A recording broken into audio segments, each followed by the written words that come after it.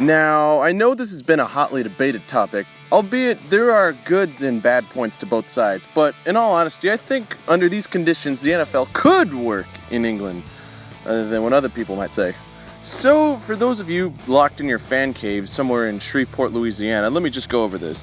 The NFL has been doing several international games, most notably in London and around the UK, for quite some time. In fact, they've been doing this since the 80s. However, unbeknownst to the NFL, the popularity of these international games grew dramatically. In fact, it's been one of the most profitable things the NFL has ventured in. In fact, the NFL had taken notice only about a decade or so ago in these formal international games now that they played regular seasons games overseas.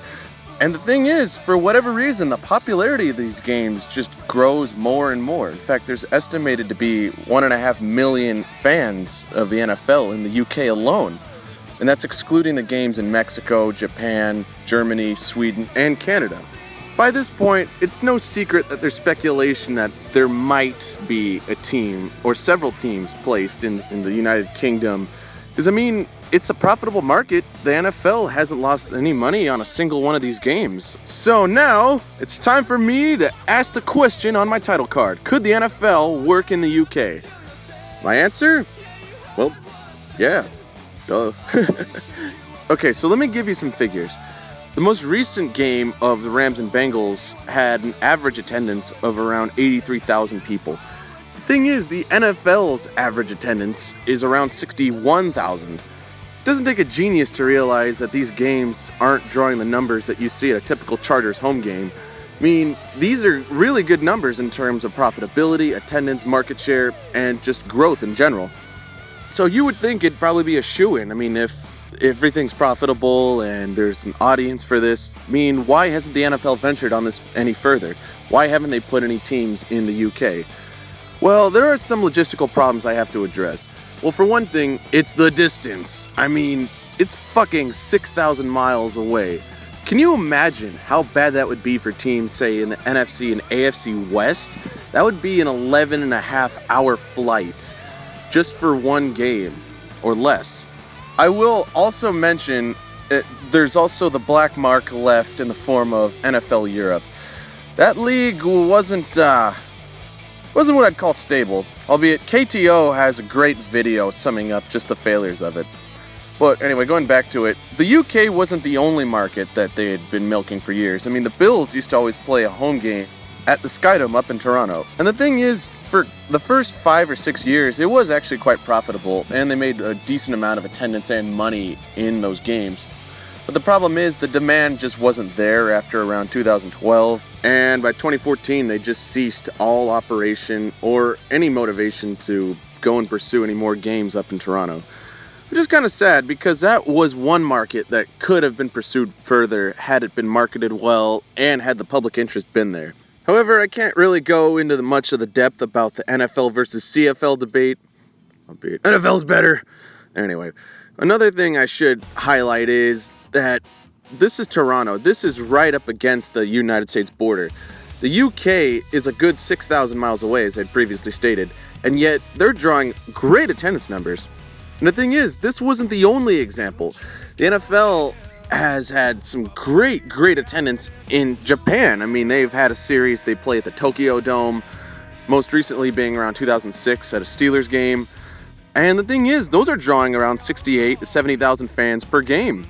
So that's another possible market that the NFL has yet to look into, albeit this isn't as hotly debated as the UK topic. But just goes to show the NFL has a great international fan base in general.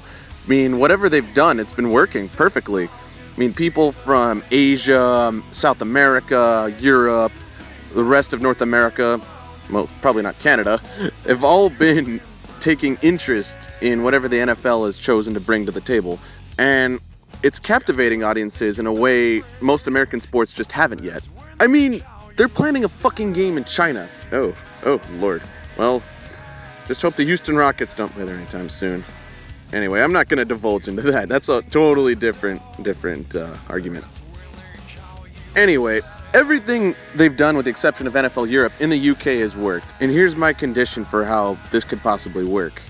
So, condition number 1 would be the organization of teams. Rather, have 8 teams to start. So I'm proposing you could do 4 AFC teams and 4 NFC teams. Make like an NFC UK and an AFC UK. One team would just be insanely costly, but I propose you put 2 in London, 2 in Newcastle, Bristol, Liverpool, Sheffield, Leeds, and that's it.